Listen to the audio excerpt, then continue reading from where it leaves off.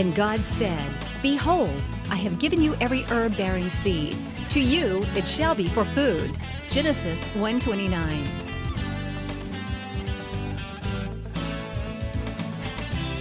Man did eat angels' food. He sent them meat to the full. Psalm 78:25.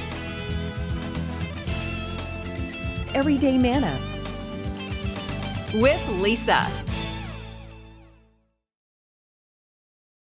Hi everybody, and welcome to Everyday Manna. Today we are going to make a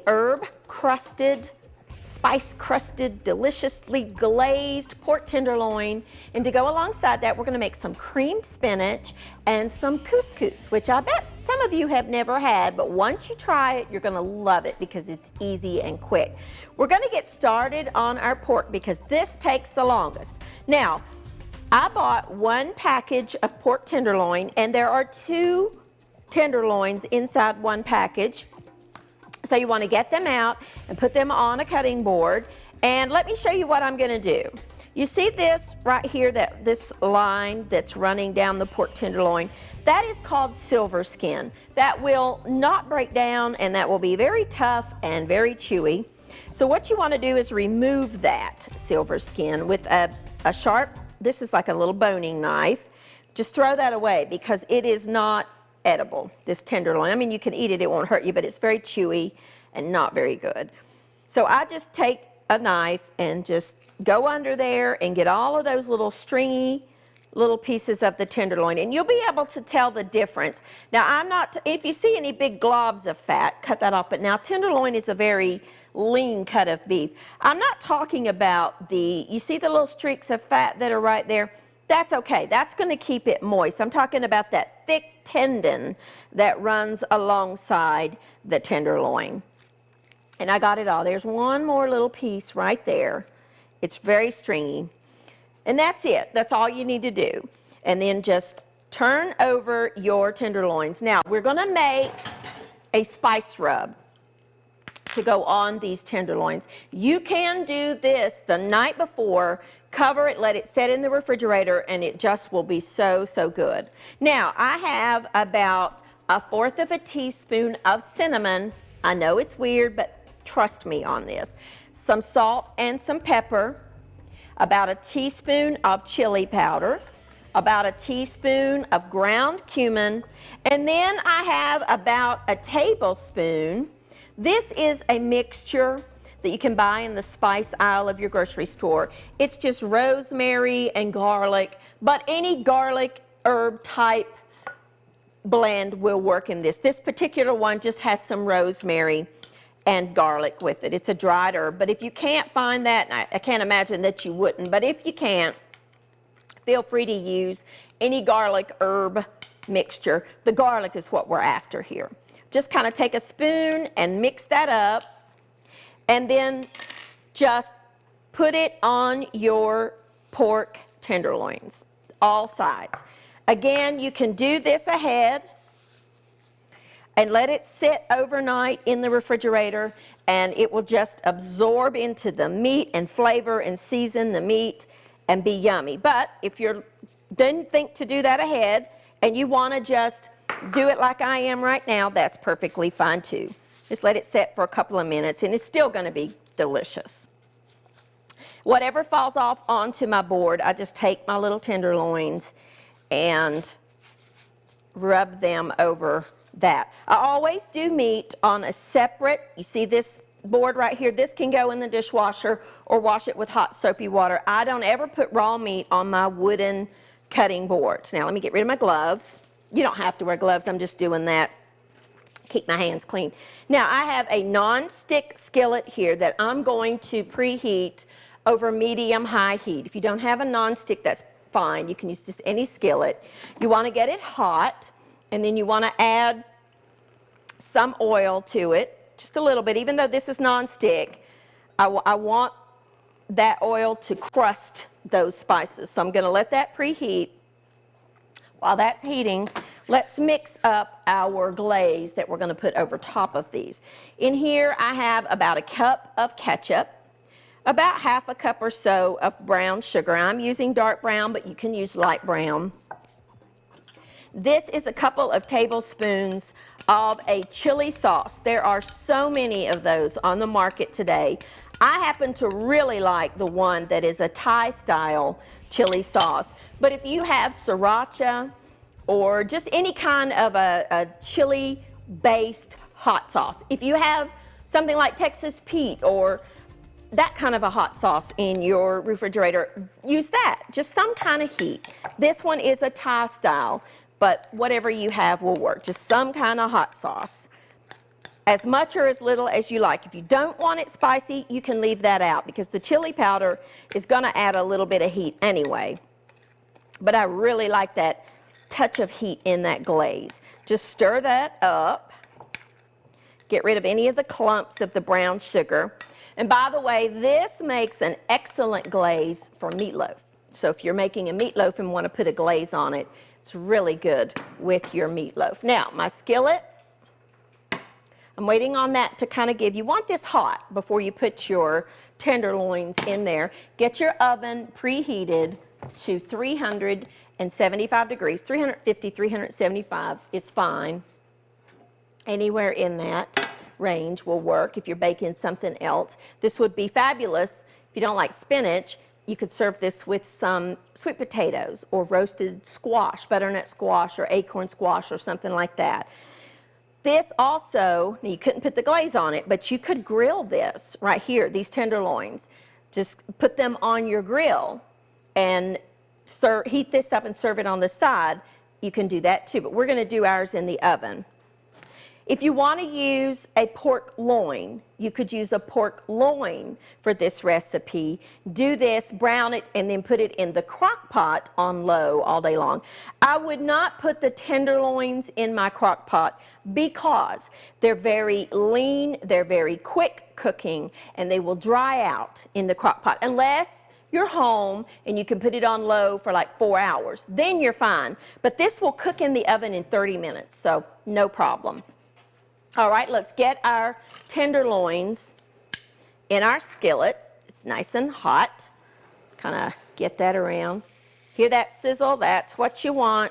Make them fit, that's fine. You can curve them a little bit. Tenderloin has a fat end and a thin end.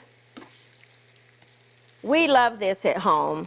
And when I make something like this, I usually will have a few pieces left over, and the boys like to take it the next day in their lunch. So this is a great thing to make for dinner, and then you'll have leftovers the next day for your lunch. Now, my boys have a microwave available, so they can heat it up.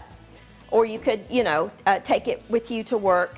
It would be a great lunch the next day. Now, all I'm going to do is leave these alone because you want to develop that crust, so don't mess with them. Once you get them in the skillet, leave them alone. We're going to take a quick break. I'm just going to clean up and get the spinach stuff out and ready to cook that. We're just going to turn these and then we're going to finish them up and get them in the oven. I'll be back in just a minute.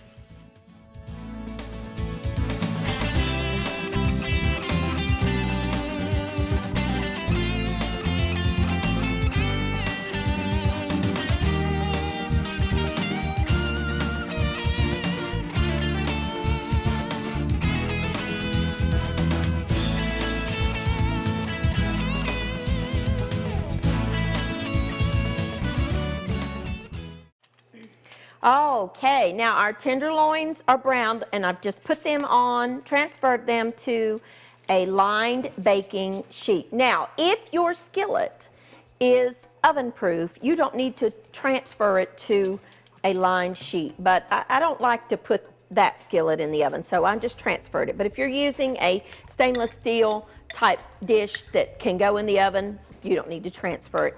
This is our glaze, but I want you to look real quick. You see how that spice mixture just made like a crust on there? That's what you want. Now this is not cooked through. All it is like 2 minutes on each side. And then I'm going to take my glaze and put over the pork. And you could do this very thing over chicken too if you wanted to. Would be good.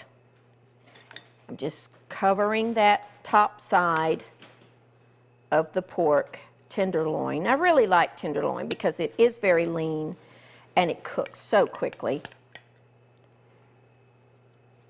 25 minutes in the oven and it's done.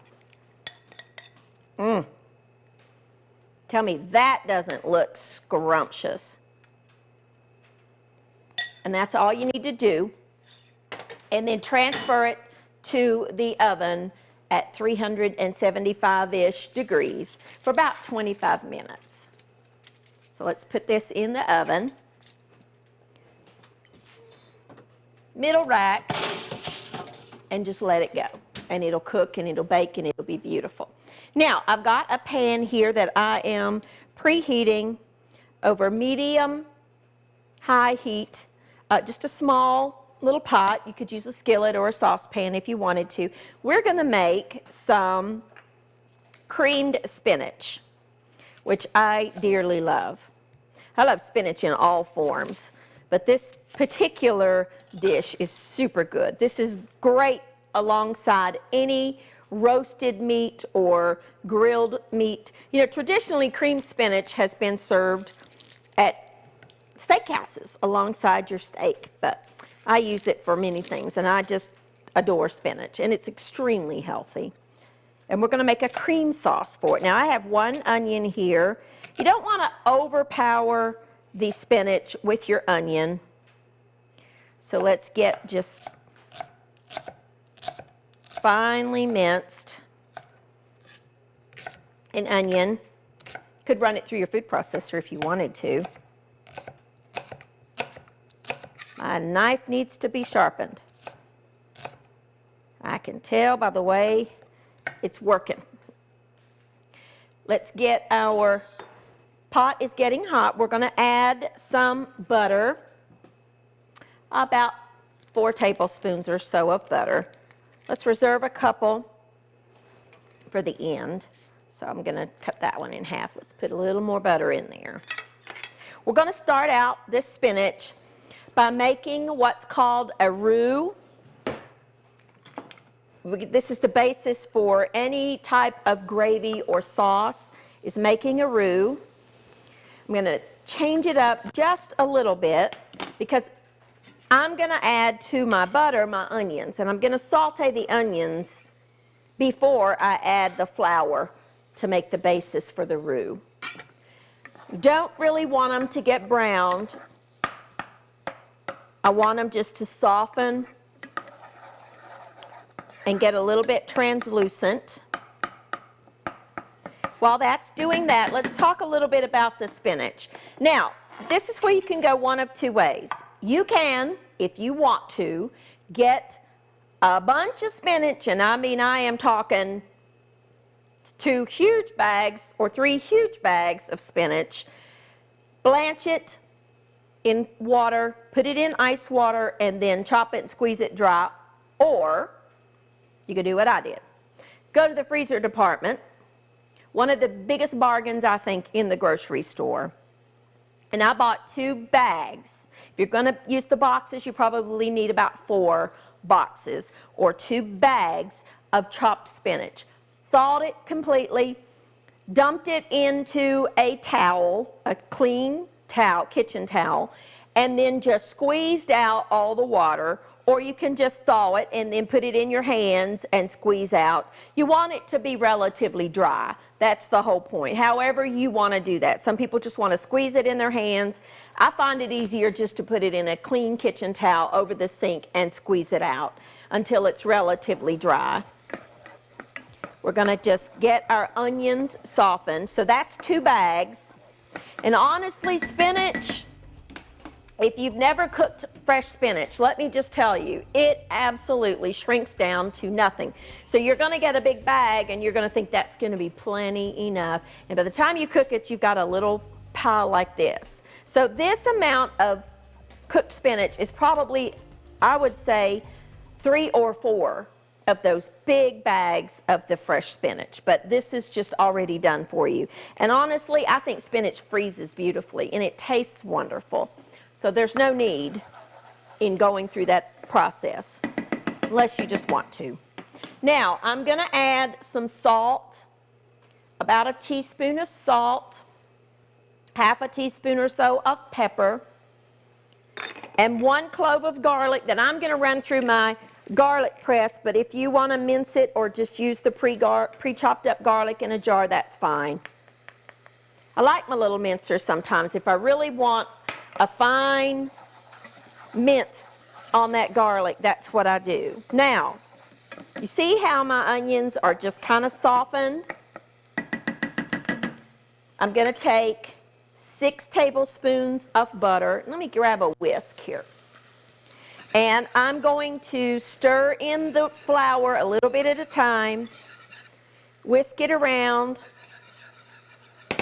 with my whisk until all of the butter has been incorporated into that flour.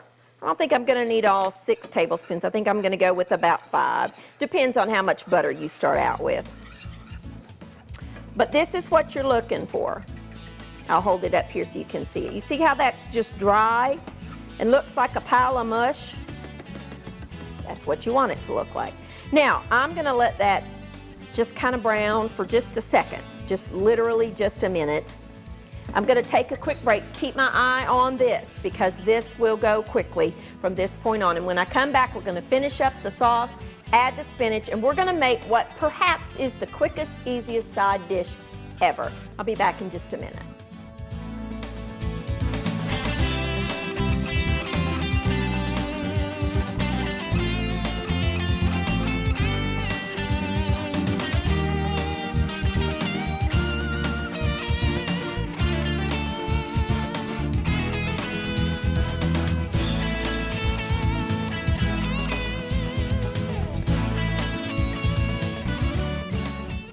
Now, to our roux base, I have 3 cups of half and half.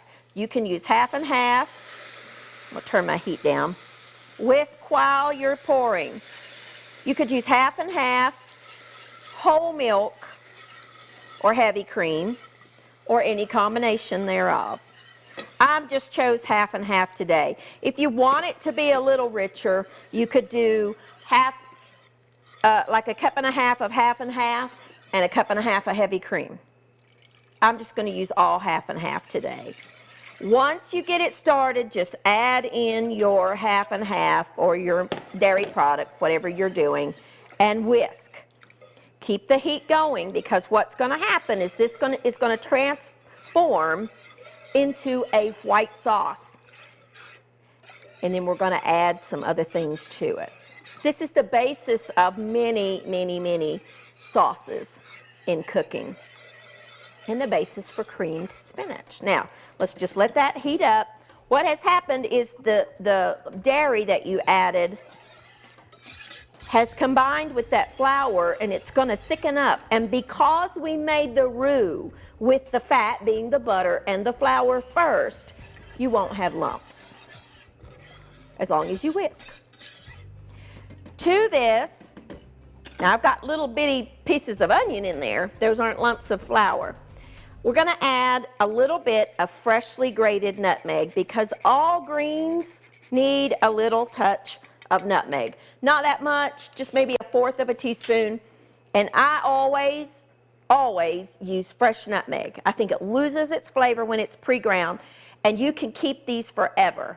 I mean, seriously, get a canister of them and you'll have them for years, and it's fine.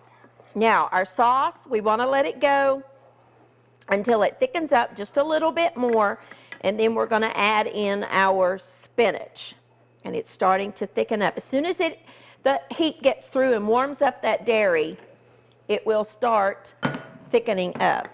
And we're going to add a little bit of cheese to it, which will help. So we're going to let that go for just a minute, and then we're going to add in our spinach to that. In the meantime, we're going to get 2 cups of water in a saucepan, bring it to a boil, and then we're going to make the easy side dish. See how that's starting to come up to a bubble in there? That's exactly what you want to happen. Is you want it to come up to a simmer And then that flour, you see how it's already starting to thicken? That's exactly what you want. Yummy, yummy, yummy. It looks so good. Now, we're going to add in, turn your heat down to low, add in your spinach, just to warm it through. It's already cooked. Add in this wonderful, healthy, chopped up spinach. Turn your heat down and let it just warm through. And that will be absolutely delicious to go alongside our pork. Turn it down to low. Cover it and let it simmer. All right, now our water, remember we put 2 cups of water on to come to a boil. It is boiling. This is 1.5 cups of couscous. Now let me just show you. Couscous you can find in the aisle, sometimes with the international foods and sometimes with the rice and sometimes with the pasta. Comes either in a canister or in a box. This is 1 box, which is 1.5 cups. I bought the plain, and this is just regular couscous. 2 cups of water, 1.5 cups of couscous. Put it in there, stir it around with just a little bit of salt, about a teaspoon or so of salt. I'm going to add a couple of tablespoons of butter. Cover it, let it sit for like 5 minutes. And what will happen is the couscous, which is actually a pasta, it's a teeny tiny semolina pasta dish, will puff up and be wonderful in 5 minutes. So that's all there is to it. And then you can stir in whatever you want. We are going to finish up our spinach. Now I want you to look, by letting it just simmer, look at how good that looks. And I have to tell you, I took a little taste to check for seasoning. It's fabulous. I'm going to stir, and remember we reserved a couple of tablespoons of butter just to make it a little richer. You don't have to do that if you don't want to. And some grated Parmesan cheese. Now I'm telling you, that is delicious even without the cheese. But that cheese is going to add just a little bit of gooiness and wonderfulness to that creamed spinach. Stir it in there, and that's done. Oh, I love creamed spinach. If you've never had creamed spinach, try this recipe. If all you've ever had has been the cans of spinach, and you're saying, I don't like spinach, well, I don't blame you if that's all you've ever had, because to me that stuff tastes nasty. But this is wonderful. The frozen spinach truly is good. And it just, you know, it just tastes delicious. And then I would serve it alongside anything, really. Today we're going to serve it alongside our pork. And maybe sprinkle it with a little bit of extra cheese on top if you wanted to. And that's it for creamed spinach. Delicious and healthy. Now, our pork tenderloins are done. And I just transferred them, and I've been letting them set for just a few minutes. Look at that beautiful glaze. And your pan will have a little sauce left in it if you want to use the little pan sauce over it. But really, it's just good this way right here. And you want to cut it in pieces, just like that, and serve it. And it is so good and so juicy. Really, it's just absolutely wonderful. I don't like to cut it until I'm ready to serve it because it will dry out. And that's all there is to that. And that's your wonderful pork tenderloin dish. The juices are just so good. That glaze just is fabulous. Our couscous, I want you to see what has happened. Look at this pot. You need to grab a fork. What you need to do is just fluff it. Take a fork. Look at that. See how that just transformed into a wonderful little dish? You can stir in anything you want. Today I'm going to put in some dried cranberries. You could do dried cherries. You could just not do anything. You could just serve it just like, but oh, those cranberries are so good in it. And I really like almonds, so I'm going to use some crushed almonds. Sometimes I put pecans or walnuts. Today I'm going to add about half a cup of almonds to it and just stir it in, and that's it. Now how easy is that?